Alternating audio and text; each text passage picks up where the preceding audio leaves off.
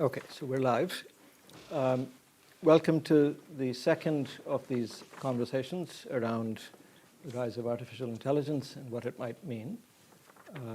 The first one was held in New College, and as will the remaining ones today, New College was booked up, so using my other hat as a physicist, we are here.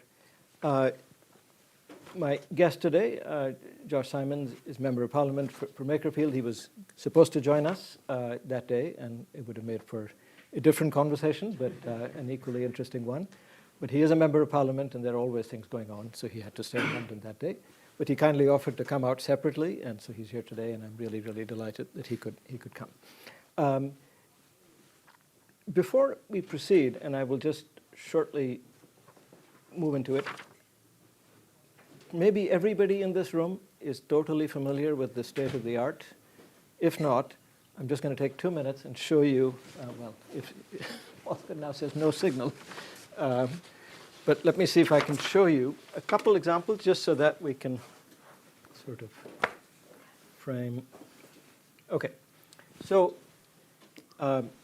if you're willing to pay a mere $200 a month, you can get from OpenAI access to their O1 Pro model, which is a reasoning model, and there's a feature called deep research. So you can ask a question and ask it to produce a report. So Optimus is the robot, humanoid robot that Tesla is producing. And I didn't ask to value Tesla given what Elon Musk is up to in other ways, but I just said, keeping the future of Optimus in mind, would you do something? So what you can't see now, when it runs, you can actually see on the right-hand side, if you want, its reasoning process. It says, doing this now, doing that now, thinking about this, thinking about this. Unfortunately, that isn't there. I would have to run it in real time for you. But you can see it asked me back. He said, what are you interested in? Financial model, market impact, adoption scenarios. So I said, well, please cover the second and third, and also a peer comparison to other companies. All right, so it says, I will do this, right? And it finished its work in 6 minutes, right? Okay. Now, we won't read all of it, but I'll just scroll through it, and you can sort of take a look. Optimus is a bipedal robot, impact on revenue streams, this many units. You see all those references, whatever it could find on the web, market expansion, impact on cost structure, unit cost, labor cost savings, production and supply chain, right? Manufacture and scale, financial talent resources. Of course, Tesla's advantages will only materialize if the company can execute on its plans. Adoption rates, market outlook, peer comparison, other emerging players. Not bad for 6 minutes, and that's the sort of stuff that you would pay a human analyst to do. Go out on the web, find the information, read all of it, put it together, right? Okay, now some of you here are actually physicists. So this morning, I'm in the middle of working on something. I haven't actually even properly digested this. I asked a different question. I need to find the eigenvalue spectrum of the following Sturm-Liouville problem. I misspelled Sturm, right? And if my students are in here, and even Fabian knows what I'm up to, right? Okay, so then it goes for 6 minutes, and that seems to be somehow what it takes. Writes it down. Main points to address. What are the boundary conditions? Is the spectrum discrete? This is exactly what I'm interested in. Sign and location of eigenvalues, explicit forms, asymptotic behavior. Yes? Goes through it. As I said, I haven't checked it. It's possible that maybe it's out to lunch. This is what I have to sit down and check. But certainly if I just skip to the end, it says this. Right? Now, there are probably graduate students or recent graduate students in physics in the audience. If your advisor has said this to you when you walked into the door on the first day, you would not have done it in 6 minutes, right? In fact, unless you're me and grew up in physics in the 80s, you probably never heard of Sturm-Liouville theory because it's old stuff, right? This thing knows everything. So I just want, there are fancier examples, but I just want you to keep in mind that this is the rapidly moving frontier in the background of which we're having these discussions. With that, I will stop this. Is it right? Can it? Is it right? Someone who actually knows what they're talking about. So this I have to check. Oh yeah, Right, because I just ran it this morning. But the point is, it asked all the right questions. yeah. And so on and so forth. So, and again, a lot of this stuff, right? It's the sort of stuff it should be able to do well, because it's basically deductive reasoning with methods, and that's essentially what they've been training these reasoning models on, is how to go. Right. All right. With that, back to our discussion. So I've introduced Josh, but what I would actually like to do is have him. I particularly thought of him because I found that he had a book he had written on AI. That was his PhD thesis at Harvard School. But maybe you can explain how that came to be and what was your path to thinking about AI and politics at the same time. Yeah. Yeah. Well, out of university, I went to Cambridge, went and worked straight in the hurly-burly of politics for the Labour Party. The leader was then Jeremy Corbyn. Things didn't go very well, to put it mildly. So I didn't last very long in that job. Left that job, started a PhD program in government at Harvard, and quite quickly became interested in sort of statistics and thinking politically about statistics, trade-offs in different ways of constructing statistical predictions. There was a debate going on then in computer science, and a woman who then became a mentor and supervised my PhD, Cynthia Dwork, on fair machine learning and what that meant. So I wrote a couple of papers about that, essentially saying that you're asking the wrong question at the wrong level. And as a result of those papers, ended up being asked to join a team at Facebook that was then completely new, called Responsible AI. And what interested me about this team was that it wasn't in the kind of policy and lobbying and legal bit of these organizations, which lack power. They're sort of basically veto players. It was in the AI org, reporting ultimately up to the CTO. And that meant the purpose of this team was to work in the sort of machine learning design infrastructure across multiple different products. And by joining it, you could essentially sort of rove the entire company and understand how their machine learning systems worked, how they fitted into bigger algorithms, and what the kind of process was for building them. So I did that for several years alongside my PhD, and decided that there was a book here about some bigger questions to do with democracy and politics. So wrote that book, spent some time in Washington, doing policy there, some time in India on the data bill there then, as was, and then came back about in sort of 2021, took over an organisation in the UK called Labour Together, which was a self-styled Starmerite think tank, and we did a lot of work kind of injecting some of the thinking going on in the US into Keir's sort of project, and then at the election got elected. So the sort of kind of thread through all of that is I've always been interested in technology and always been interested in democracy. Democracy is the thing I care about. Technology is the thing that I think is interesting to think about in relation to democracy. And I think a lot of the questions that are often asked about the intersection between those two things kind of simultaneously lack sophisticated thinking about what democracy is and what makes it work and what its preconditions are and how you nourish it and look after it and make it work. But also sometimes don't go quite deep enough into, they settle for phrases like AI, and that's, most policymakers use that phrase, and if you had a 3-minute conversation beyond that about what that actually is and means, you wouldn't get that far. And so you kind of need to go deeper into both in order to illuminate some kind of quite big questions about how we should be running our collective life together as humans in the next, 20, 30, 40 years. Great. So we'll actually just come back to the question of what AI should mean, but in a minute. But maybe as would tee up Josh for a kind of a counterfactual, right?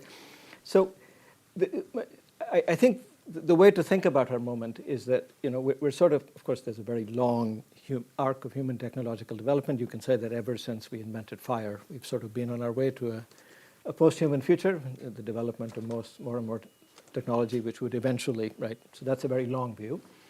But any very long-run curve, nevertheless, can have regions in time where it changes much more rapidly, and I think it's fairly clear that we're at a time where things are changing rapidly. Some amount of discussion, right, does take place by many thinkers asking themselves what the end state might be of where we're headed now. What if you get machine intelligence, which is extremely strong, and so on and so forth. But of course, on a daily basis, and especially if you're in government or politics, you're being asked to respond to things day by day, right? You don't really know what the curve is going to look like, when it's done, but things are happening and you have to do something about it, even if you have a sense of the direction of travel. So, but nevertheless, I think the question that people like him in government around the world or involved in politics face is there's a sense of where we're headed, and if not now, fairly soon, people will want something to be done about it, right? If that's true. So to set it up, the counterfactual I wanted maybe Josh to try and address is imagine that the government of the day when the Industrial Revolution got going in Britain, right, had some idea where it was all going. Should it have done something differently at that point? Maybe we can start with that, and then that can inform, right? So, looking back on it, could anything have been done, or was it pretty hopeless because no knowledge was available? Start with a nice, small, easy one. So I think you have to go back to the question of what politics is. What is a good legislature or group of politicians? What is their craft in a democracy? And it isn't having any unique insight into what the world is going to look like in 50 years, and then sort of steering a nice, tidy path with neat grass trimmings to get there. Politicians know no more about where we're going to be in 50 years than you do. In fact, they're probably less. However, politicians' job is to have values, to have things, ideals that guide them, that they think guide the people they represent, and that in some ways guide the country. And those should shape how politicians, legislatures respond to sets of things happening in societies, economies, and in technology. And that is, in a sense, one of the things in your question is government. And of course, there were lots of governments in that period. And in fact, it was one of the periods in which the composition of British political parties completely changed. The Whigs gave way to the Liberals after the Corn Laws. And then eventually you had the end of, well, not quite the end, but the Liberal split that produced the Labour Party. And in the early 20th century, and then a few decades after that, the Labour Party was born out of the sort of later end of the Industrial Revolution. So, an example of this is the Luddites. We often think about the Luddites as kind of anti-tech. That's how they're described in sort of straightforward parlance. The Industrial Revolution was about the pro-tech, kickback against tech as Luddites, pro-tech as, industrial capitalists or whatever. But the Luddites, what they were doing is fighting for their interests by smashing machines. The smashing machines was a symbol of what they thought was an unfair deal for them, given the introduction of capital in their workplace. And that contest over what is actually of value and what the interests are of the majority of people who vote in a democracy plays out over time, and politicians' job is to be ahead of the curve in understanding it, essentially. And I think that is the analog.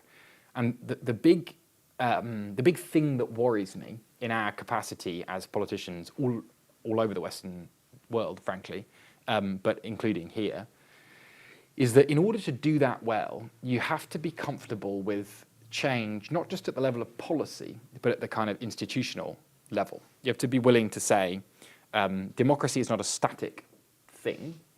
We can change how we run our own collective self-governing life. And we can do that in sometimes quite radical ways, prompted by changes in technology, changes in the structure of society, and so on. And we've gotten really bad at that. We're not good at thinking through reforming our political institutions and the institutions that we govern through. And we've kind of lost the muscle. And that is a big, big problem. To take the United States as an example, if you look at when they passed constitutional amendments, they passed a bunch in the 50s and 60s, 4 or 5, I think. Then in the 50 years prior to that, 6, 7. But as soon as you get to I think 1971 might have been the last there was a constitutional amendment after that, I think it was about how much Congress members are paid or when they're paid, but basically nothing really has happened in the Constitution of the United States for about half a century. That is a problem, because it assumes that the way the US democracy was working in 1971 is the best way it can work for American society, regardless of all the myriad things that have changed in technology and society since 1971. We in this country are a bit better placed because we don't have a codified constitution that's really difficult to change. So we can actually do quite big things in changing our democracy very easily. We just have to vote for it.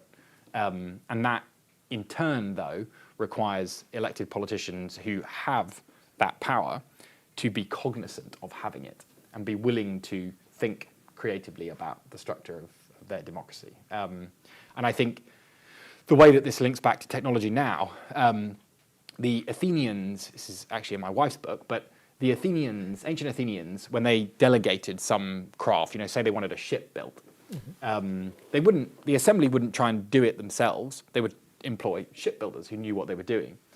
But the shipbuilders would have to come back to the assembly regularly and account for what they had done, so that the assembly could think, well, was that working right? Did we give the right guidance? You know, maybe we should change how they're going to build the next ship or whatever.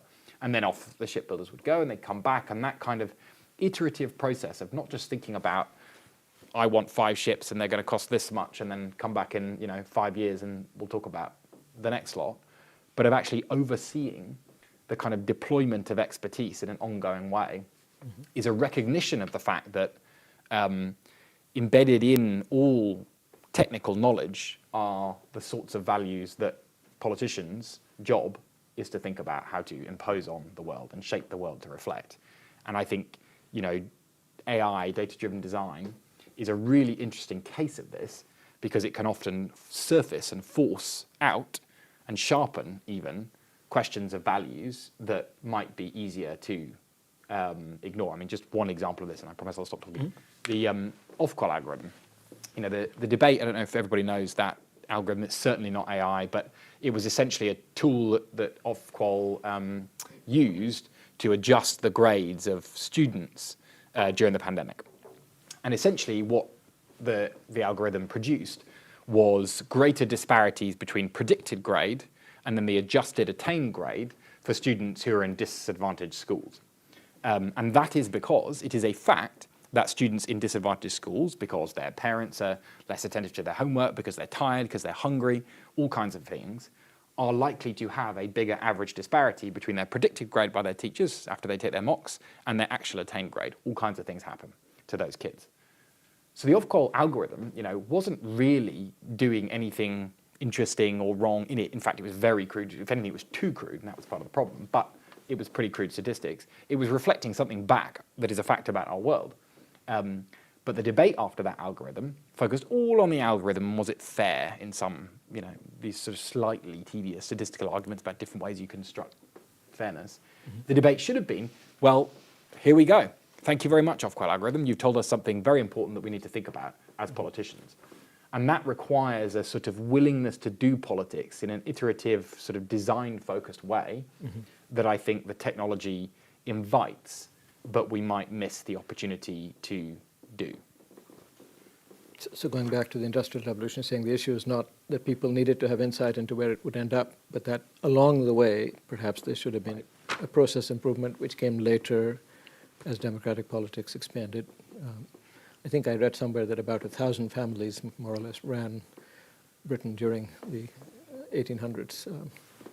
And of course, you did have, the thing that worked there was, in most major democracies, it's not a coincidence that out of the Industrial Revolution, you have the first sort of genuinely broad-based popular movements that completely reshaped democratic politics in the UK and the United States, and that forced change, institutional change, constitutional amendments in the UK, in the US, changes to the franchise and repeal of the corners, and so on. There were vast things that changed about the way we govern ourselves as a consequence of that fact. Right. And that's what we need to be thinking about now. Right. So we can maybe go a little bit back and forth on this, but so you are in the thick of policy making, but on the other hand, you have an unusually strong background in this field. what do you find? Are people confused in the policy realm about what AI means, what the revolution is about? What do you find? What do people hear when they hear AI? Let's say your fellow MPs, or Yeah, I mean, my fellow MPs are wonderful at almost everything they do, obviously. So are councillors, I mean. So are wonderful Labour councillors. Yes. But I think there is so there are lots of problems with the language we use and the way that the language moves between the technical domain and the political domain. So the word fairness is one example of this. It was the first one I came across in my academic research. Computer scientists were using fairness to mean effectively a kind of statistical constraint on a classifier or an algorithm. But that isn't really what fairness means to voters or most people. In fact, lots of forms of that statistical constraint, as other computer scientists then pointed out, would generally be thought to be unfair in some, either procedural or substantive way. So then maybe we should not talk about fairness in the computer science literature at all. Maybe that's not what we're really talking about. We're talking about different sort of constraints on classification or prediction, which you might want for different reasons, but it's not who's fair and who's not, or what's fair and what's not. Similarly, I think AI, it's not, I don't think, that well defined in the technical literature. I mean, I haven't actually buried my head in it since I got elected, so it's a few years out of date, but it wasn't then particularly well defined, I don't think. But in the political world, it sort of means a cool thing that I can observe that's impressive, that uses data in some way, like ChatGPT. ChatGPT has changed the politics of AI because you can see it. That's the thing that makes it politically impactful. You can go on and you can pay your whatever, $200, and then you can see the thing. Whereas a lot of the AI that's been going on pre-ChatGPT or alongside ChatGPT that's not observable doesn't have the same impact on the way politicians think about what it is. So I often try to talk about AI in terms of prediction and focus on prediction, because prediction is something that you can kind of get a handle on. Politicians, one of the many problems with the bureaucracy of modern states is that you're given predictions all the time, and to be effective, you have to constantly question what they actually mean, because often they don't mean anything. Like, here's an example. Politicians regularly get predictions about the probability they might lose a legal case if they do something. The number of times I've seen the prediction ranging from 40 to 60%, and that's supposed to inform the politician's decision about whether to do that thing. And to you guys, it's funny because we're sitting in an Oxford physics department, and you get that. Politicians do not, form their craft by learning about how meaningless a 50% probability is, but they're given that all the time. So prediction is something that politicians are forced to think about, and I think that there are limits in reducing AI to prediction. But a lot of the cases that, in fact, we have to think about the kind of moral problems and qualities associated with, and what that means on a bigger scale, are fundamentally to do with time, and prediction gets at time, because it says, we've got a set of information about the past, whether it's, every book that's ever been written, or it's every prisoner that's been released and what happened afterwards, and we're going to use that information of varying complexity to anticipate something about the future, or to provide you with a number or a data point that should inform a decision, and then that decision will actually itself shape the training data of the future. So the kind of logic of prediction, I think, helps to move beyond some of the questions about, is AGI 2 years, 7 years, 9 years, 50 years, and anyway, when it's here, will we know it, and why, and all this sort of stuff. The more kind of anticipatory questions that, frankly, politicians are not that well equipped to answer, towards forcing a reckoning with power in a legislature, law, with state bureaucracy, with the things that you have as politicians, which is not that many, and what you should actually do to use them.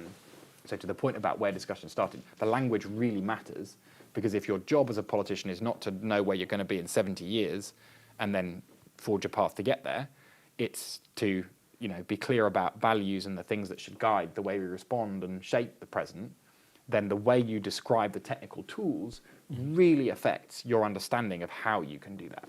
And that really matters. Actually, on that front, I would say, that if I personally could get people to understand one thing, that would be sort of the distinction between an engineered product and what these learning systems are, right? Which is, you build a car traditionally, although cars also have computers by now, and I have no idea whether my own car maybe has sitting in it an AI-based system with some learning. But traditionally, you made a BMW, especially, right, in BMW, you know, there were some very good engineers in Germany who made sure that this was designed to do that, and that was designed to do that, and that was the story. And the one learning system was... but these systems are very different, right? So there's an essay which is really famous in this, in people who working on this. It's called The Bitter Lesson. I forget the name of the computer scientist who authored it. And the bitter lesson is that in the field of AI, the long dogma was this sort of symbolic AI, right? That you would make things like engineered products, which would do exactly what you wanted. But it turned out that it was much easier to beat these engineered products with this general purpose neural network, which you trained and which learned by just being shown examples or being given reinforcement. But of course, because of that, they're like us, which is to say, you know, they've responded to incentives, but you can't be confident, right, what they're going to respond to incentive.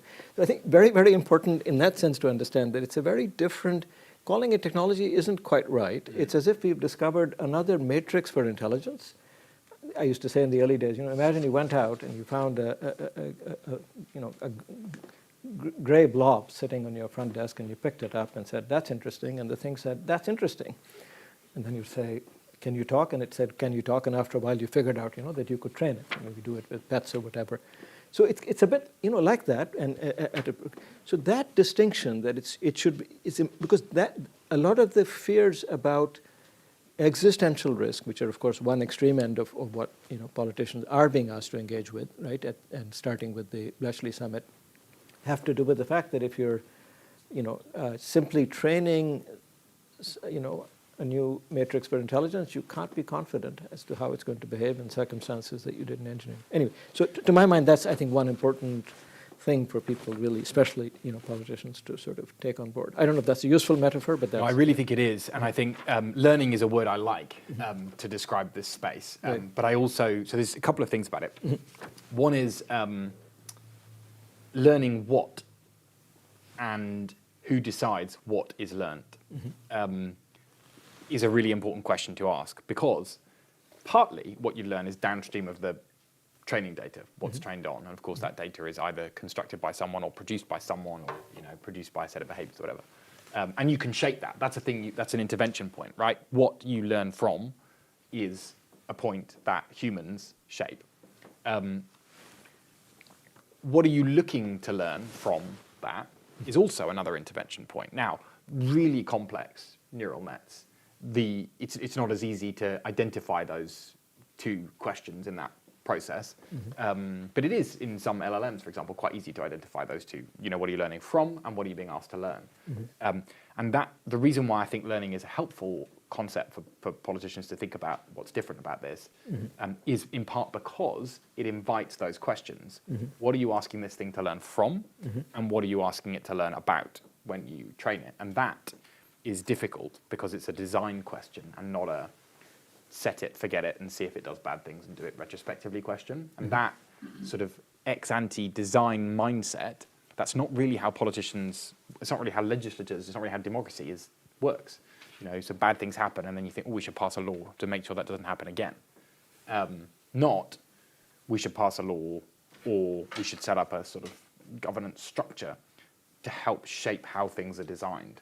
It's always, you know, the whole history of liberalism in particular is retrospective guardrails, you know, ex post, not design ex ante, and so on. And so we have to get better at thinking about, if you think about learning, you have to get better at thinking about design.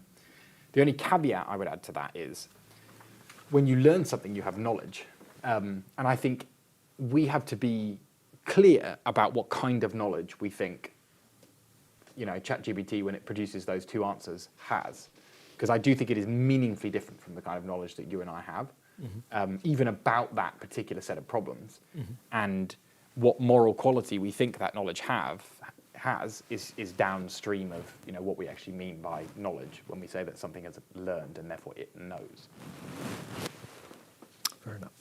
So maybe turn to the question of, so in your own personal understanding of the moment, so 2012 was AlexNet, the big breakthrough. We're in 2024. Certainly, the model I was, exhibiting, I mean, the rate of progress is quite extraordinary. But in your own, so then, there's the question of AGI. We don't have to get into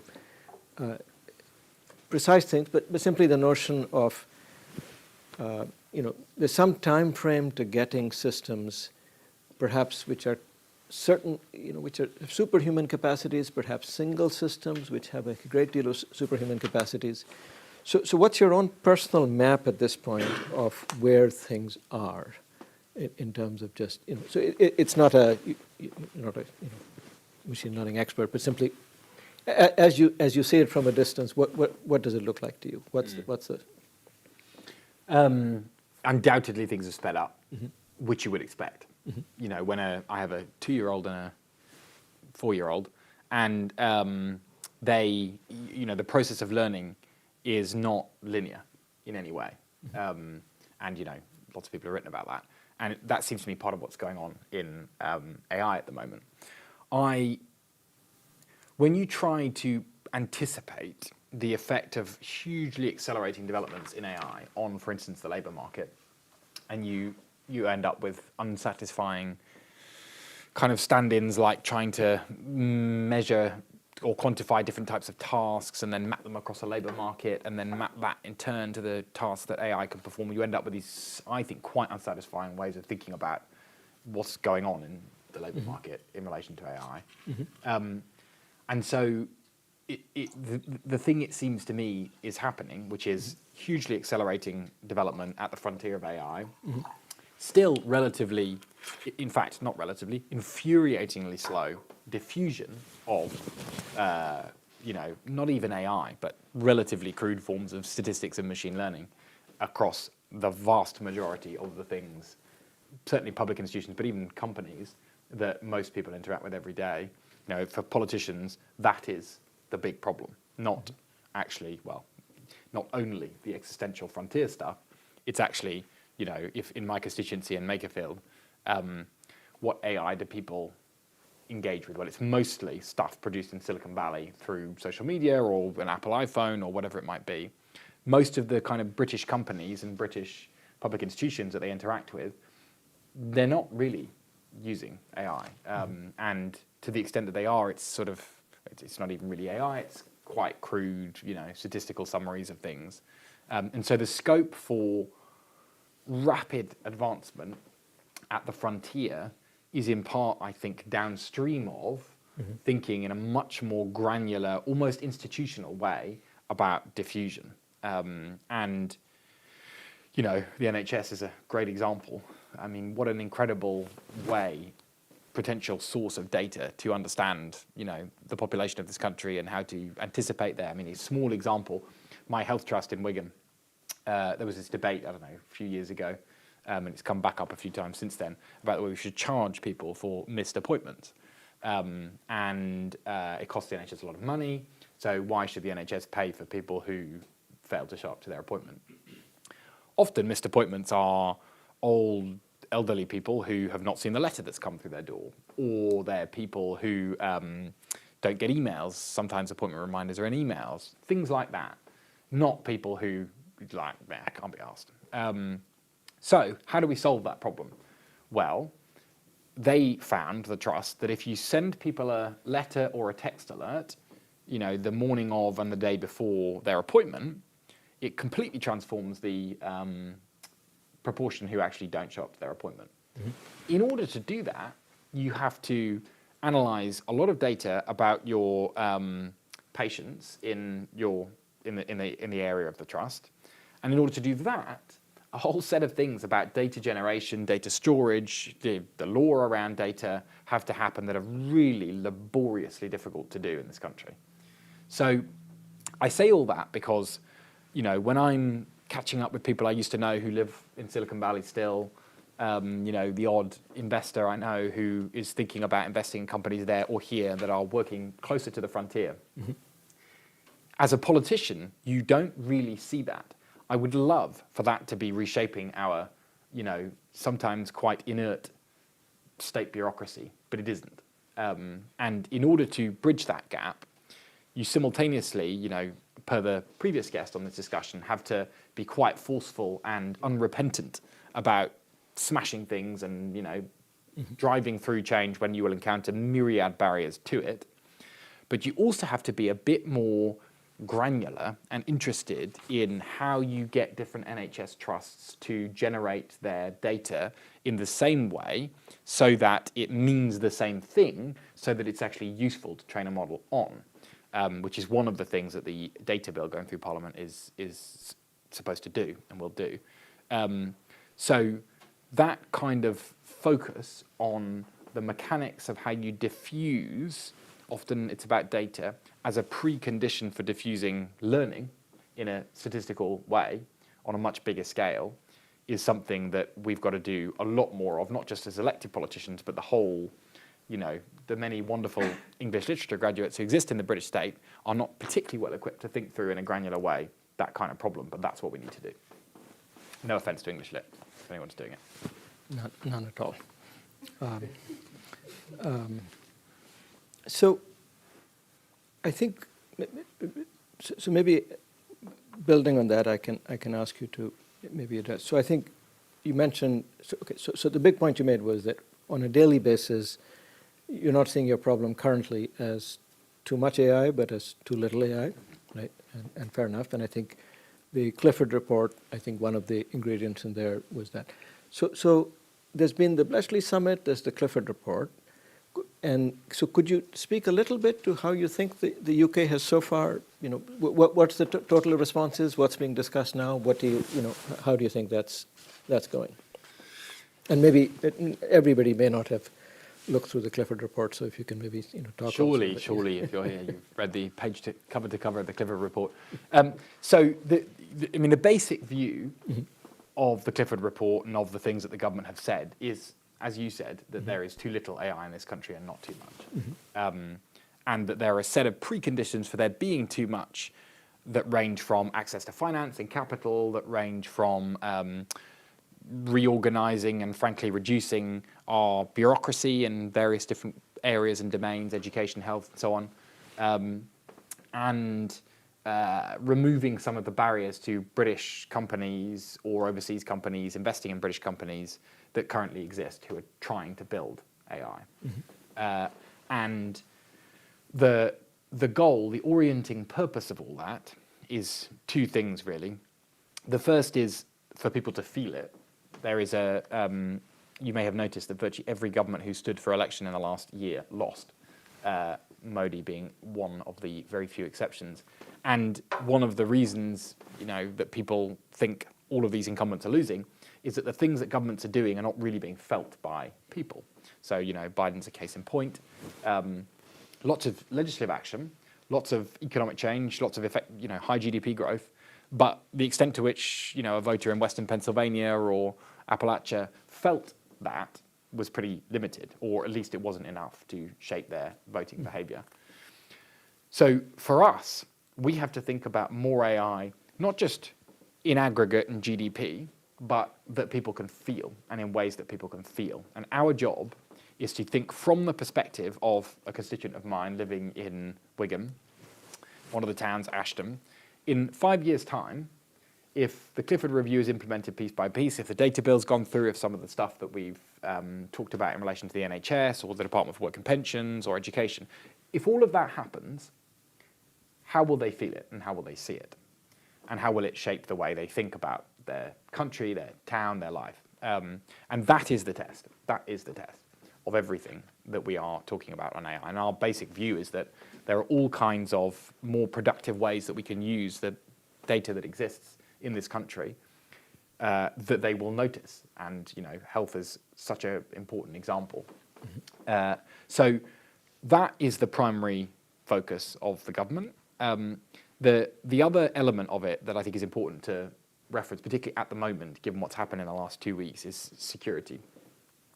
We now live in a world where security will be the overarching focus of any sane Western European government, and in fact, democratic government in general for the foreseeable future. And that affects everything from finance and financial reform to technology policy to what DCIT does, education, health, and so on. And what security means in AI, you know, I don't know if you saw this, but the AI Safety Institute has been renamed the AI Security Institute. One level, that's a naming thing. On another level, it's an important shift in focus. I was always a bit of a skeptic of safety as a useful way of thinking about what you might want from AI. But security suddenly focuses in a whole set of directions that are fundamental to the world we are now in and the world we're going. So I think those two things, thinking about how it's felt on the ground by ordinary working people in this country on the one hand, and then thinking about security at different levels and in different ways, you know, of the nation, of its borders, of households and finances, are the kind of orienting, motivating things that will shape the approach to AI over the coming 5 years. And so, and Bletchley Park was the last government, but on the other hand, the process continued with Seoul and now Paris. So what's the feeling on that? What is that summit process? You have a view on how you think that's going, and where that sort of is in. Does the Prime Minister is that a priority, or is that a feeling that it's kind of it's being run under the deck? No, I think it's a great thing that Britain was at the centre of bringing together the governments of the world, I think for sort of the first time, to talk about AI. And, you know, the Labour Party then in opposition said that at the time.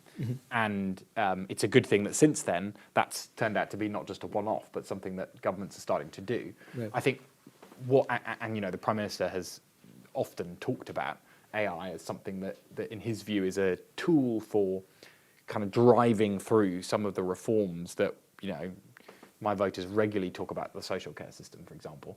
And it's sort of, it makes us all feel kind of heavy and sad, and, you know, it's been talked about for a decade, 15 years. Technology and AI specifically can be a tool for unlocking some of those debates and smashing through obstacles that constantly get in the way of actually doing anything about them, and the Prime Minister's talked a lot about that, especially recently. I think where those conversations, national conversations, end up is a bit TBD. What are they for? Are they for managing existential risks, some world in which, you know, AGIs or an AGI talk to each other and then decide that we're all useless and annoying and, you know, try and get rid of us all? Or is the purpose of these things to shape some broad principles for kind of cross-border financial oversight of these things? You know, there's a member of the House of Representatives in Massachusetts who has proposed taxing attention. And it's an interesting idea in various ways, but basically, if, you know, a social media company designs a really efficient AI to drag in more and more of your time, that time is obviously valuable, we know that, so they should be taxed for that time. Now, America's probably the only country in the world that could unilaterally do that. But if you're really serious about it, governments have to talk to each other about that kind of thing. And that, I suspect that over the coming years, as more of these summits happen, questions like that will be much more the subject of focus beyond the kind of existential type of thing that they talked about before. So maybe segueing from it, so what do you think are, just looking at it just from right now from the perspective of the UK, are there areas involving AI where you think more could be done, but, you know, perhaps there could be sort of more proactive thinking, maybe even legislation? I mean, governments have, their attention generally is taxed by by events. So, yeah, if you feel that there are, you know, places where you wish there was more attention given, or might be good, you know, might be useful. Well, I think there are areas where the government have identified, in fact, most recent governments have identified massive progress needs to be made, and that progress, you know, has started but still needs to be made. And healthcare, you know, we could talk about lots, but healthcare is one of them. Centralization of data is a precondition for learning in these kinds of contexts.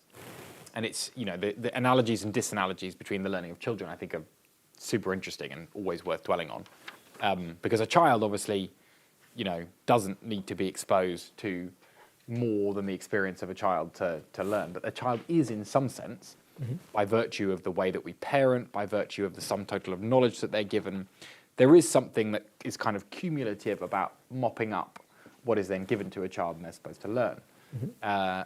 And we have very distributed ways that healthcare data is stored, processed, and therefore can be analysed to learn things. So one of the things about the data bill that is going through Parliament now, and I spoke about this in Parliament, there's a lot of discussion about one particular copyright element of it. Actually, a lot of the really important things that it's doing, which are in some ways much less glamorous, but really fundamental to enabling us to use data better in healthcare and other sort of use cases, are making sure that what a number means when it's generated or plugged in by a GP or by a primary care provider means the same thing in Wigan as it does in Bolton, as it does in Birmingham. Because if it doesn't mean the same thing, all of the learning that you can do from that number is, defunct. So there are big things that we need to do to in healthcare, this is specifically, to systematize the way that data is generated, stored, and then processed as a precondition for the many, many, many exciting things that we could do, given that we have a public healthcare system in this country. It is an enormous asset in the world that we are moving into, that we have a public healthcare system in which data is stored, processed, and held by a public institution that can therefore be deployed for a whole set of public goods. And that is a rare thing that we should think very carefully about how we deploy and use, but it has enormous potential to benefit people in ways at a time when, over the coming years, the NHS is going to be under more and more demographic pressure, with less and less tax revenue to support the service. AI is completely central to how we solve that problem. So I would like to see, in 4 years, 10 years, 15 years, enormous progress made on the deployment of AI across all manner of different aspects of public health. So maybe I'll just circle back once more to the sort of question of dealing with the fact that it is an incredibly powerful technology, if you will. So I guess at the Paris summit, or around it, there were interviews, and Demis Hassabis, talked about the fact that he feels, because the major AI labs find themselves, right, and including the ones in China, in a very competitive race, where and also the feeling that maybe there's a double exponential in play, that if you design an AI, you can use it to design other AIs. In fact, to some extent, it's happening anyway, because coding is now considerably automated. So people working at these labs already can code faster because they can use existing AI. And you could imagine a process which is kind of builds on that. So they're competitive. And it leads to there was this essay by Dario Amodei, first an op-ed with Matt Pottinger, an official in the first Trump administration who dealt with China. And then he had on his blog after DeepSeek R1 came out. And the only thing I want to point to there is that he made the argument that it was important to have these chip controls in China, because if you had that and the Chinese were behind, then you would be ahead, and then you would be ahead, and then you could bootstrap that into staying ahead. But it really is this double exponential, right, that he was referring to. So the fact is that people in the game, the very leading figures, do routinely talk, in these terms. So I guess So Demis talked about the fact he felt that beyond a point there ought to be a kind of a CERN for artificial intelligence, where a degree of. Now these sorts of ideas for international cooperation, of course, were also mooted after nuclear weapons came along. There was the Baruch plan, and Oppenheimer went around most recently in the movie, but also in real life, suggesting that this would be the way to go, and none of those worked. So. So in other words, I think there is that sort of background, I think, which is quite loud. So I don't know if you have any thoughts on, sort of what might be a direction of travel there. And look, some of the people who made some of the biggest breakthroughs, whether it's Jeff Hinton or Yoshua Bengio, these are the sorts of people running around saying, this is an incredibly powerful technology, and if you don't constrain it, you'll regret it. So somehow we have to walk and chew gum at the same time, and maybe also tie our shoelaces. Sounds a bit like parenting, actually. Yes. Yeah, I mean, I think the constrained versus unconstrained binary, I don't find a helpful way of thinking about politics and choices that politicians make. Because to say we shouldn't constrain it is basically to say, well, there's a set of laws, institutions, bureaucratic structures, et cetera, et cetera, et cetera. And we're going to sort of hit pause right now, assuming the way it all is now is exactly the right one, and let things play out for 15 years. But that is crazy. Why do we think that the way it is now is the right way, that it shouldn't change in a year? We change things all the time. And the whole point of a democracy is that it is not static. Both the way you do democracy and also the way that a democracy designs and implements policy and what that policy is changes. And it is a mechanism for change. And as soon as you stop changing, you're in trouble because the world's going to outpace you and you're going to get something wrong. So I think the constrained, unconstrained thing is a construction that assumes that what's happening now is unconstrained. It's constrained in all kinds of ways. It's shaped in all kinds of ways. Who it was who built OpenAI and what their relationship to some of the other massive corporate actors is, that is shaped by the set of choices that the American legislature, the Congress has made over 2-3 centuries. It's shaped by Section 230, the 14th Amendment, and so on. But I think the language of shaping and influencing is more helpful, and the question pretty quickly becomes how. How are you going to shape it, and what are the drivers going to be? And there's a sort of commentator side of that where you can kind of sit back and analyze what's going on, and then there's a political side of it where you have to choose and decide why and on what basis you're going to try and shape things. And I think the segue from Oppenheimer to Jeff Hinton is a good one, because it reminds you of something that I think is easy to forget in the supranational, connected world of tech companies and academia. Nation states and the competitions between them for most of modern history are the things that have shaped how technology is deployed, diffused, and how it's shaped over time. That was true, obviously, in the use of nuclear technology. We've got 3 seconds reminding left. me that we should end soon and let the audience get it. Yeah. But So I think, to put that point simply, I think it is absolutely the case that geopolitics will have more influence over the trajectory of AI in the next 20 years than anything else, full stop. And in particular, the defining feature of geopolitics at the moment, that the world order of US hegemony, US security backstopping the world order is changing. And that competition, slightly more, multipolar, bipolar world, more 19th century in lots of ways, that is where we're heading. And that will have an enormous impact over how AI unfolds, not least because competition over the hardware and supply chains is itself a dependency that will then affect who and where and how big AI models are built. Fair enough. So maybe just a couple of things, then we'll open it up.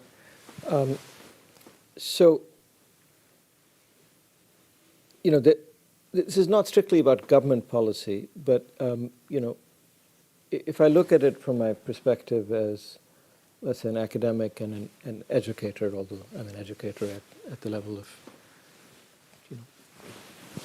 DPhil students and postdocs and so on, which maybe doesn't strike most people as being an educator, but it is the same business.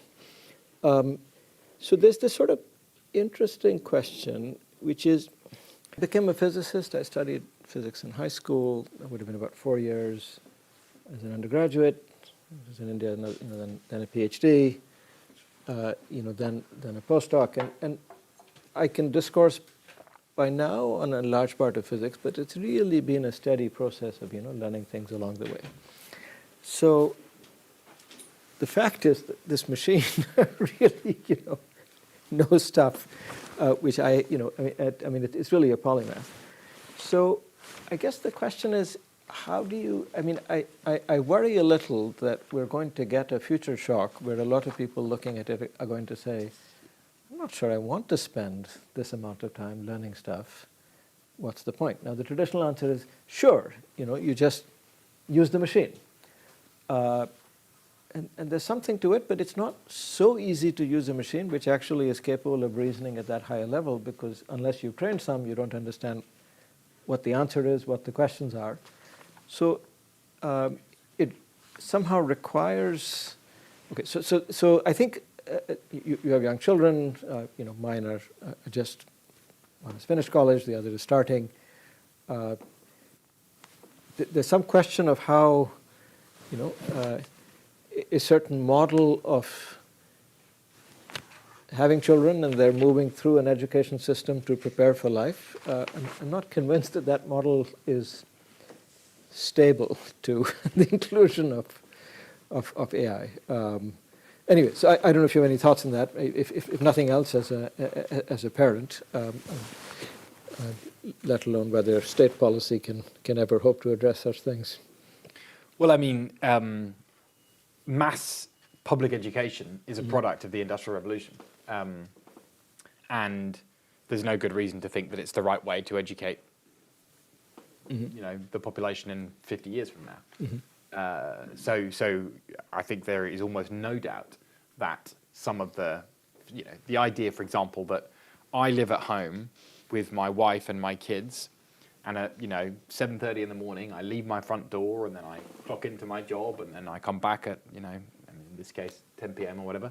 That is also a product of the Industrial Revolution. Clocking in and clocking out, work, home, factory, nuclear family. So these things will change. It's not my job as a politician to change them, but it is my job to think about what we care about as those things change. And I think mass industrial labor and the way that we valorize and sort of reward that. There are 4 pit mines in my constituency. There were 4 pit mines in my constituency. It was anyone who's actually been a miner will tell you that you don't want to be a miner. And they never wanted their kids to do it. Nonetheless, they felt a dignity to what they did because there was a connection between back-breaking, hand-bleeding work and some sort of bigger national purpose, a war effort or powering the nation. And there was quite a physical link between those things. So that doesn't mean that we need to bring back coal mining, but it does mean that we need to think about the connection between the work that people do and the sort of worth that they feel. And one of the places where there was down the road a pit mine in my constituency is a town called Platt Bridge, just suffered a major flood. The centre of Platt Bridge now has a new Burger King's being built, there's a McDonald's, there's a Subway, there is a fish and chip shop, there's an Iceland, and so on. And it has some great local businesses as well, but it also has those. The people who work in those are great people, but they are happy in spite of their jobs, not because of their jobs. And in fact, their jobs are a constant barrier to their feeling of worth, of place, of purpose, of connection, of love, of all the things that you're supposed to feel as a human. And that is a problem. And that is a problem that is entirely related to AI and to the productivity and labour displacing effects of integrating it into our economy. Now, that does not mean that we need to stop AI, slow it down, whatever. But it does mean that we have to think about what is valuable about work and production and craftsmanship and so on. And that debate well predates the Industrial Revolution. Aristotle was thinking about what is worthwhile in time that you spend. So it was, it goes back for as long as I've read the history of political thought. And we do need to think about that kind of question now.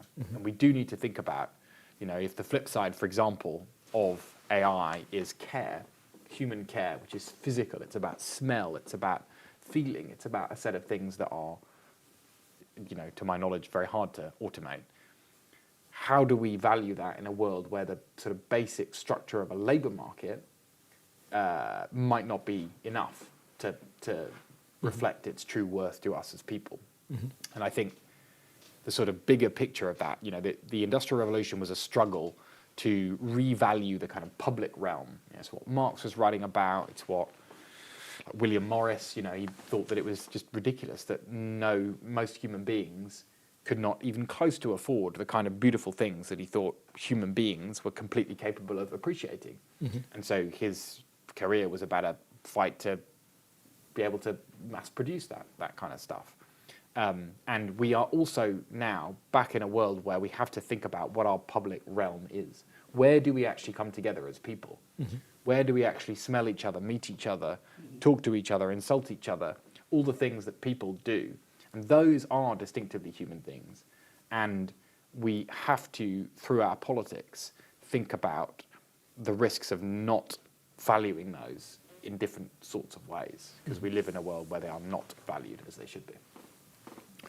On that note, I think I will throw the session open to the audience. There is a mic which you should speak into, so maybe we start with... Hi, so thank you for the nice talk.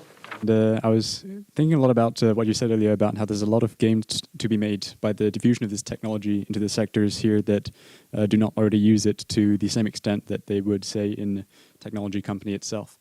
As for example, in the well-functioning of the NHS or railway network or anything else like this.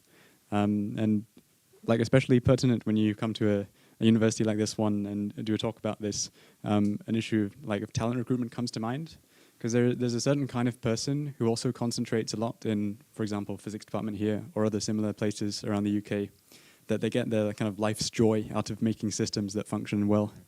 And that's kind of above even, say, the wage or the social status or any other things that the job can provide them. And it's really there's quite a lot of potential magic that happens when you get these people into the places in the public sector that they can do their work. But one thing that, and I'd count myself among these people, and I have many friends who are like these people, one thing that pushes them away from this possibility is the perception that if you were to go into the public sector, it's kind of a place where ideas go to die, or a place where you would not be able to actually get to work making functioning systems because there would be blockers, be it rules or other people or anything else like this. So if there's a barrier that's being worked on to decrease, so that there's kind of more technical autonomy, so that functions can be improved faster, how is this going, and what plans are there to help this? One at a time. It's a great question, and I will try not to rant for too long. In some ways, it is the question. It's certainly one of the questions that makes me irate and sweat. And so the short answer is that the fascinating thing about the joy that you described in making a system work well is one of the things to refer back to the end of the conversation about what we value. You share that joy with, for example, in the flooding in Platt Bridge. I was there on New Year's Day, and the rescue crew have to set up a system for getting these, essentially inflatable boats through a whole set of obstacles to identify the houses that are most at risk of, and therefore need evacuation first, to get them back, and so it's a sort of problem-solving system design thing. They get great joy from doing a good job of that. Completely different craft and a completely different thing, but that joy is a shared thing, even though it's applied to different things. And we are terrible in the modern state at finding places where that joy can be cultivated, unleashed, harnessed, celebrated, paid properly, and it's not just about money, but it is partly about money. And the net effect of that is, you start your job if one day we can reform it enough to make it appealing to you. And at the moment, you probably get a paper on your desk saying, well, if you build it in that way, there's a 40 to 60% chance that it'll break the law. So got to work out what to do.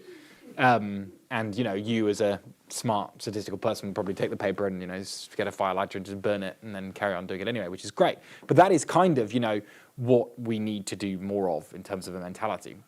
After the election, so the job I did before the election, I was doing all this thinking, a lot of thinking about what's gone wrong in governments that won elections, particularly centre-left governments that won elections, in the last 4 or 5 years, but then were losing. Why? Why are they losing?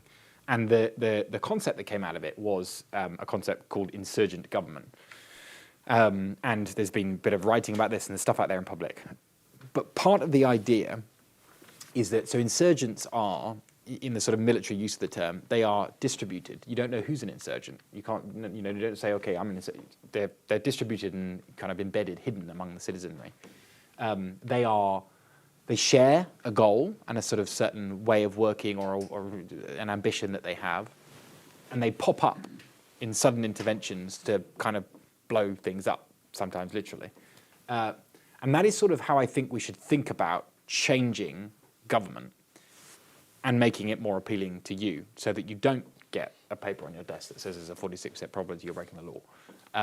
And the way you do that is build these units of people like you, and you say, I'm going to worry about the cover that you have. I'm going to make sure I block all those papers that are going to come in and tell you not to do your thing. You're going to go do your thing, and you will be unleashed. And by the way, so that you know, you're not allowed to talk to them, because, you can't. But there's a team there, and a team there, and a team there, and they're doing something quite similar. And then what you produce, comes to be seen and be useful. So all to say that I think that is, in some ways, the question that actually the government needs to think about, not just the elected government, my government, but the structure of the British state needs to think about. And insurgency is one way to think about how you might start to do that, by building teams that are embedded. They don't identify, they don't say, it's not like Doge where you say, hey guys, we're here to fire you all, blow you all up, and so on. But you are known to be doing things differently, and you are given a mandate to do that. And there are lots of you located in places where you can really make a difference. And I desperately hope that by the time I lose my seat, could be soon, or it could be a long time, so maybe it won't happen then, but that has started to happen, because I think it is a precondition for connecting the great talent that this nation has to the many, many, many use cases and deployments that we need to unleash. Great. Thank you. Professor Essler, and then... Thank you. So you have talked at length about the great opportunities of AI.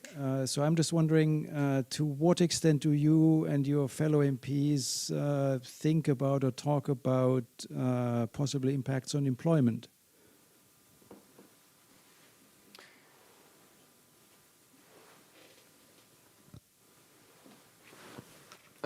Go for it. Just answer them. Yeah. Okay. A lot. They're not here to listen to me. is the short answer. Yeah, I mean, we are the Labour Party. We were born of the Industrial Revolution. We are fundamentally about work and production. And some of the early stage in the kind of, 2012, 13, 14, early stages of debates about AI were all about the end of work. And I don't like making predictions about what percentage of the population will or will not be needed in some sense. But I do know that in some ways it's already here. The example I gave of the centre of Platt Bridge and the people working in those fast food things and their sense of worth being in spite of rather than because of their jobs, that is a very widespread problem in this country. We have a labour market that is chronically insecure, in which vast numbers of people prefer or are forced to be on sickness benefit rather than in work. And for those who are in it, they are often not paid enough and do not have enough security to have children, be married, live a even life of existence, let alone a good life. So that world that they were talking about being the end of work in 2012, 2013, it is in some sense already here. It is deeply connected to the problems that we face nationally and also to the character of our politics at the moment. So in some ways, as a centre-left party in government, it's all we think about. But it's not the way that we thought we would think about it in 2012, which is there would suddenly be 35 million people in this country who cannot get a job, and we don't know what to do about that fact. Are we trending towards a world in which the basic structure of our labour market needs the kind of productive potential of people in a very different way to the mid-19th century? Absolutely, we are. But you know, as I say, we're well on the way there. And so I think there are really difficult, and so we've talked about some of them, but fundamental questions about if you are a party that cares about labour with a small L sense, and not just in the process of, you know, the marginal value of five to a business or a government, but in the process of what you do in the day as a human that's of worth to other people around you, you have got to think carefully about, you know, what it is that's worthy of that, how financially you value it, you know, and so on and so forth. And I think we've come a long way in the last decade in thinking about that, but we are still at the early stages of the curve of thinking it all through. But I think in some ways it is, you know, it connects to the conversation before. Work and time and what people do is at the core of the political context for this discussion about AI. So, yeah, thanks also for this interesting discussion. You've talked about the value of health data, the UK's health data, human resources, having the right people in the right places, or at least having champions for AI in public service. You've also made a lot of reference to Silicon Valley. Where's the UK base of this talent? Because it's certainly here. Where's it coming together to create something that can be used in the UK on data that stays within the UK, maybe not in Amazon Web Services, and maintains this value for the British public? It's a great question, and I think that, let me give you an example. I am a PPS, which means I have no pay and no power, but I am sort of involved in a department to support the ministers there in justice. There are all sorts of interesting potential use cases for technology in justice. Thinking about those use cases and how you develop the technologies to deploy is basically industrial strategy, but in the 21st century. And if you care to go back to the discussion earlier about security, how you use your procurement power, how you use your convening power and so on is a really fundamental question of security and resilience and so on. And I think that at the moment, one of the many problems with the way that the British state thinks about this stuff is the connection between some procurement decision in the bowels of the Ministry of Justice or the Home Office or DWP or whatever, the connection between that choice, who makes it, what qualifications they have, what incentives they have, who they report to, etc., and a conversation that's happening, you know, at a sort of national security level in a cross-cabinet committee, just doesn't, they're not there. And I think we have to find ways to make those connections in order for those decisions to reflect things that actually the politicians probably already do think. And there have been numerous examples of the absence of that connection in the last, you know, decade. Some of them have, you know, caused me to rapidly bald. So I completely share your motivation and goal, and I share your criticism that it has not always been achieved. And I think, you know, you have the industrial strategy. The government is publishing its industrial strategy sector-specific papers in the coming days and weeks, and I'm not going to anticipate them, but it will, you know, you've heard the Prime Minister say we need to get to 2.5% of GDP by 2027, 3% year at the end of the next Parliament, and that therefore defence, technology and energy as three major sectors that we need to think about the codependencies between, and orienting government around those is a kind of guiding purpose now. Where that takes us over the next 2, 3, 4 years, we'll see. Actually, maybe I can just come in on the back of these two questions and then we'll turn to another. So, you know, Peter Thiel made this interesting observation some years back. He said, look, the way regulation worked in the US, but I think broadly across the West, was that we made physical innovation difficult, building things, flying supersonic jets. Where's my flying car is the famous question. But digital innovation was easy because it was in, you don't see it. So you tend to get what you don't stop, right?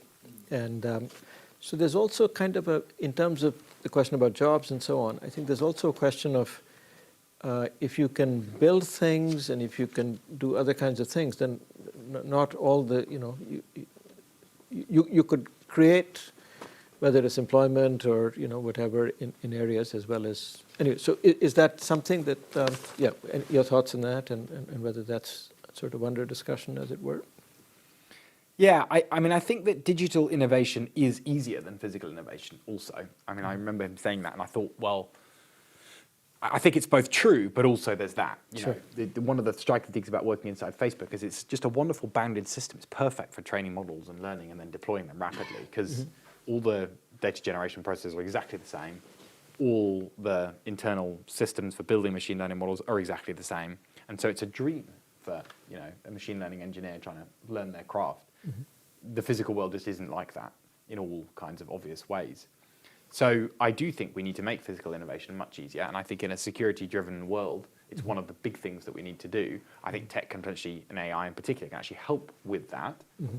But I think the connections between the sort of digital, I'm not sure digital is quite the right way of putting it, but the AI world of learning using data and the physical world, bridging those connections, I think that is one of the big barriers to the kind of vastly more useful AI that we would want to get to.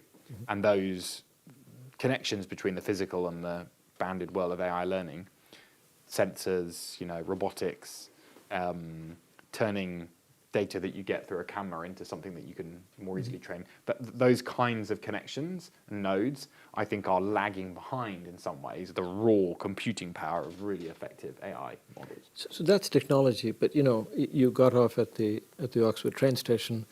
We were talking, so you didn't pay attention, but the bridge there is closed and has been closed. Councillor Fry can speak to it for much longer than it was intended. And so, he's using the chance to have a pop at his Labour councillor.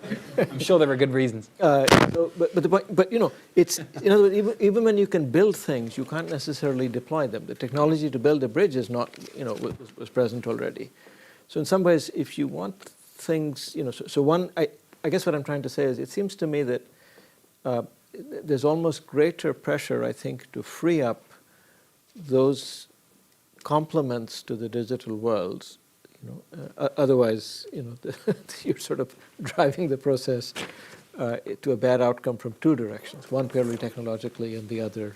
Anyway, so that was the thought. I think that's totally right. Yeah. And some of in this country, actually, again, most Western democracies have a problem with this. We think of, Britain thinks of itself as an outlier, the US thinks of itself as an outlier, the Germans think of themselves as outliers, and they are in different ways outliers, and the problems are slightly different. But basically, we find it very hard to build and do physical stuff because there are so many veto points. And one of the things that security can do is help to break through some of those. If you have some sort of imperative, it helps you to change some of that. And one small thing that's actually now an extremely big thing, the planning reforms that are about to come into Parliament, they are a complete reshaping of how the law thinks about building stuff in this country. And whether or not it will make the bridge finish faster, I don't know, but I hope so for your councillor's sake. Great. Back to the audience. Maybe, sorry, yeah, okay, 1 and then 2 and 3, so I don't, go ahead. Thank you for the very interesting discussion so far. Can I be greedy and ask 2 questions, one for you, Josh, and one for the professor? I'll keep them brief. So first question for you, Josh. You mentioned the kind of parallels with the Industrial Revolution and some of the political kind of changes that came about at that time. For example, the Luddites and I guess, they didn't directly form the Labour Party, but there was obviously some relation there. So for context, I'm an AI startup founder and we sell AI products across different industries, but we can see some common themes in our customers, which is that it's really knowledge work that's kind of being displaced or replaced. And so there's a kind of from what I see, a fundamental difference in terms of the labor that's being affected with this new technology.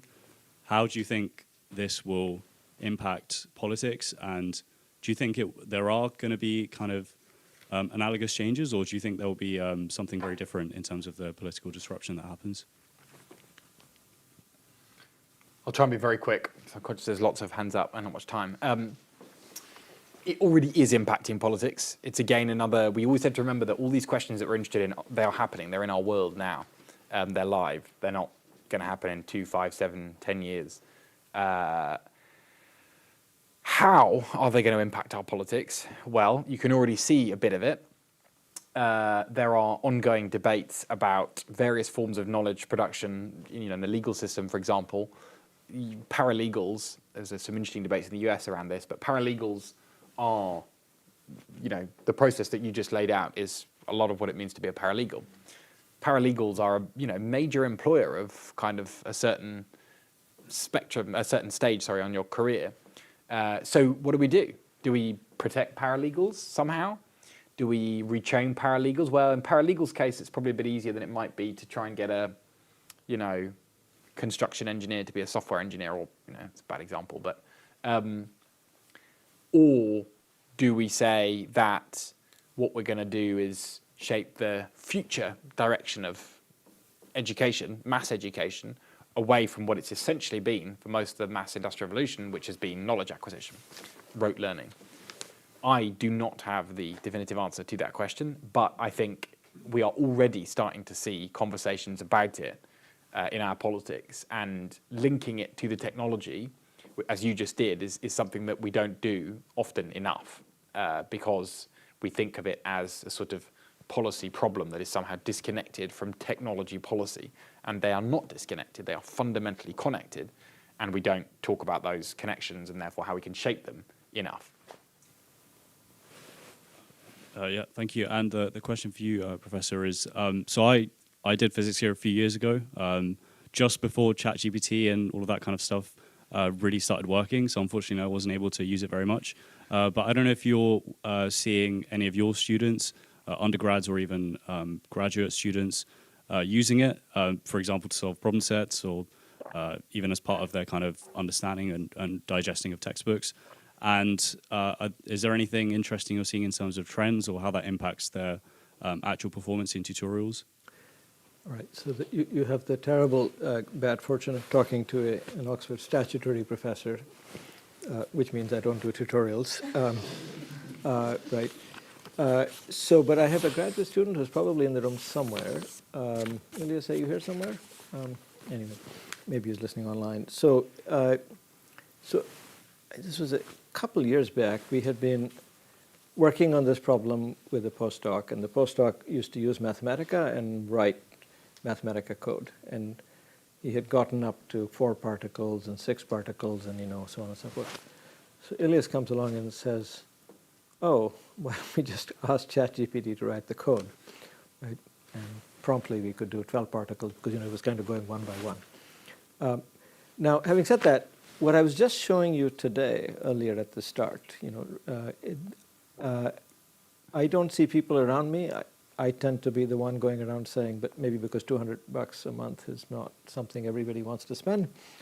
But so I think that sort of stuff. Now, it's very easy sitting in academic institutions, and academics often do, to sort of complain about the fact that the political realm, is slowly moving. But I can tell you, for about 2.5 years now, I've been trying to persuade the physics department to make a simple reform. This is pre-ChatGPT, that every course in physics that we teach should simply assume that students can use Mathematica and can use Python. That's where we began. And everybody would have to simply learn to teach. Then we would have to make sure that people brought laptops into exams and they were digitally invigilated so they couldn't cheat by, So, but that's proven very difficult because it's the usual problem of incumbents. You've been teaching, you're researching, you're suddenly being asked to change your entire course, right, and the way you teach. And honestly, lots of people don't want to. It's the usual, So it's proven more difficult. Now with ChatGPT and these LLMs, I think it's coming back to the paralegal, question.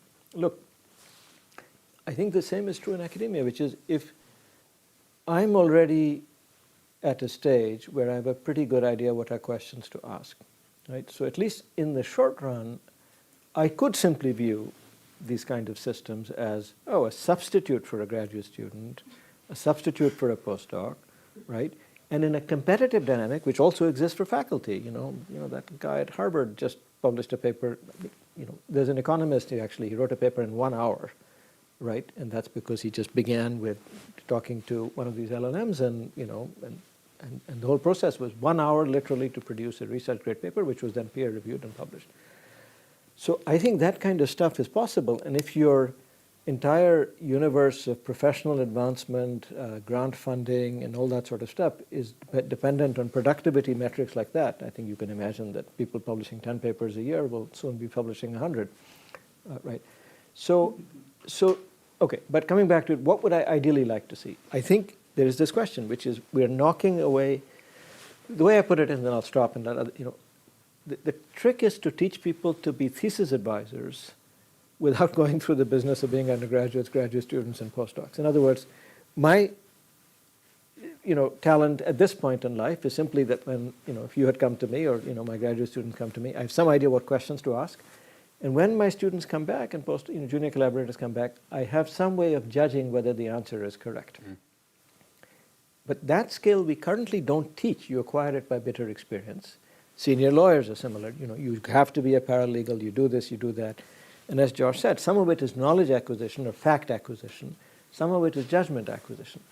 So the real challenge of education is, how can we separate, how can we formalize the rules for judgment in a way that you can teach judgment before you can, you teach all, so on and so forth. It's an enormous challenge. I'm afraid I'm not clear that universities are up to it. Which, by the way, it's a fascinating question, that, because, Aristotle, a lot of what he wrote about was judgment. Right. And, obviously very much in a pre-AI world, but his basic view was judgment. You can't teach judgment. It's the one thing you can't teach. Judgment is, practical wisdom, the processes of reasoning, and so on. And it's kind of an interesting moral case, because if suppose another statutory faculty gets hired in physics and they are really good at using ChatGPT, they've churned out 100 papers a year, and so they're just too valuable, so they get hired. But you talk to them and you're like, wait, when we talk about, some concept in physics, they don't really get it. Mm-hmm.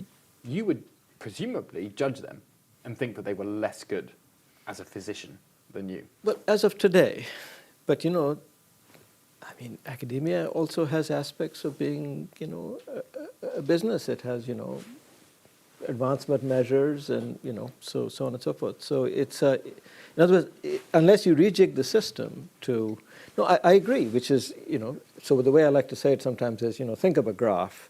There are human nodes and increasingly there are AI nodes, right?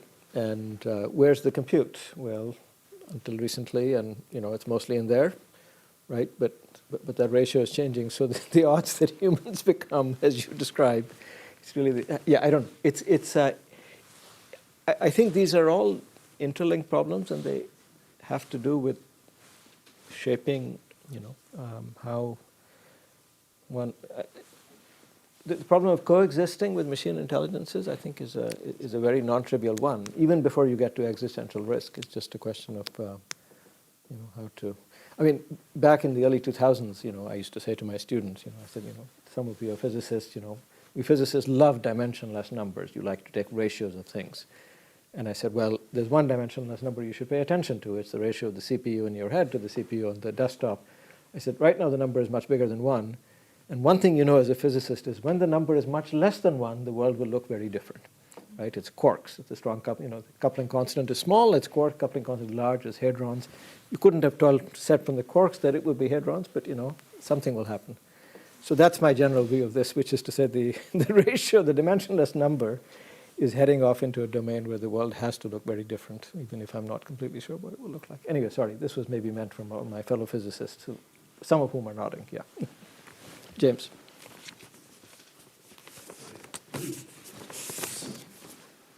Thank you. I'm first going to make a facetious comment, just shows the problems of local government. the bridge in Botley Road is I knew you'd come back. It happens to be my wife's city and county area, but it's a county, not a city responsibility, and I'm currently only a city councillor, but that's being facetious. I was first going to make a comment, and then I have a very practical question for poorly resourced local government. I mean, the practical point is you mentioned how the NHS has a wonderful data set, but there are all sorts of other data which our rules on sharing data, ID card attitudes, for example, are, I think, way behind the times. So you would like data on income, on employment history, all sorts of things which are not just medical, which are not in your health records, but exist in other government departments. We cannot use that at the moment. I mean, it's a crazy system. That's a comment.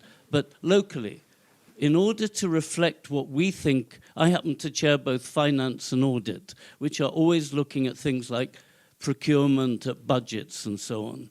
We try in our procurement to reflect our notion of benefits for residents. So we include measures like social value. I mean, it's a very vague concept. We have impact on small, medium enterprises. We have a dilemma because often it is a local employer subsidiary of a massive company. I mean, we haven't sorted out what we mean by that. We also, of course, have environmental impact. We don't allow for embedded carbon because we don't know how to measure it. But here we are giving significant weights and increasing it in all our procurement, and we have to be open to legal challenge when we make a big contract decision. Can you give me advice for a poorly resourced local government dealing with, these are all data problems, which actually Shivaji mentioned value judgments. It's, you know, that's in the background too. But there we are, being assessed on this, being audited on this. What's your answer? And how can we benefit from AI? I mean, in a nutshell, you're a politician. And that's what politicians do. They muddle through poorly resourced, difficult value judgments and impress them on systems that they only half understand in a hope that it will improve the lives of the people they represent. And you're just doing it. And believe me, when you're an elected member of parliament, it doesn't feel very much different. So, slightly less facetiously, you're not sort of dealing with data, value there. They are essential questions of value. And one of the many, many problems between the way that expertise is deployed and elected politics at the moment in this country and actually more broadly in many democracies is in the Green Book. That's the most value-laden thing you could think of.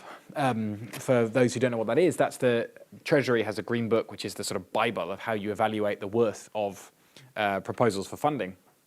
And baked into it, from top to bottom, are a set of assumptions about time horizons, priorities, groups of people, interests, and so on.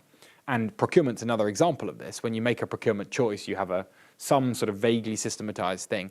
And my general view, without saying anything about the specifics of the Green Book or anything else, is that we need to allow for more discretion and judgment. We have to trust fewer people, empower them, let them get on with it, and then hold them to account. Because at the moment, we try to almost algorithmize in an engineering sense, not a learning sense, far too much. You can't really come up with an objective algorithm for making procurement decisions as a relatively well-resourced council. And therefore we have to trust people. And the great interesting connection, to your point about the human-machine interaction being a non-trivial and big question in this moment, one of the most optimistic ways I think they could relate to each other, machine learning is not like the Green Book. It's not an algorithm where you specify each step and then out pops a decision. It's actually much more, in some ways, like the process of taking a set of information and learning from it and generating some sort of set of outputs from that. And in a way, it could fit better with human judgment if integrated in the right way, because there are clear and obvious limits to what you can learn from in terms of data, and there are clear and obvious things about human judgment that it distinctively can do, feelings, for example, which are at the heart of politics. And so what you need to do is build, and this is not, if you can do this, great, let me know, email me, and we'll chat about how you do it, because we're talking about it in Wigan as well. You have to build multidisciplinary teams in which you get, small, to the gentleman's point earlier about the joy you get from making a system work well, you have a small group of people who do that, 4, 3, 5, 2, 1, not many, small. And then you have a set of people who know how to reason about values and feelings and empathy and so on, which politicians should be good at, but aren't always. And then they talk to each other, and they have to talk to each other, and they have to talk to each other in a much more granular way than we're used to setting up teams to talk to each other. And if you can do that well, in that room, you are doing the thing that is possible in an age of widespread use of AI. And I've been in teams where it's done well, and my God, it's exciting. You can unleash that kind of joy and creativity and openness about where values are and the trade-offs between values and so on, and you can actually sharpen the judgments you're making and not bury them in a 500-page document that no elected politician has ever read, let alone a citizen. But that is the best case. And we have to think about how to embed that best case more at every level of government, not just councils, but right up to the very centre of Whitehall. So, unfortunately, we have to run to New College for dinner. And so I'm going to have to cut this off. So my apologies to people on this side. The good news is I do have to run up to get my jacket. So while we'll stop now, you can talk to Josh while I'm back, at which point I will have to drag him and get him his food and mine. With that, thank you all for coming. And Josh, thank you so much for coming.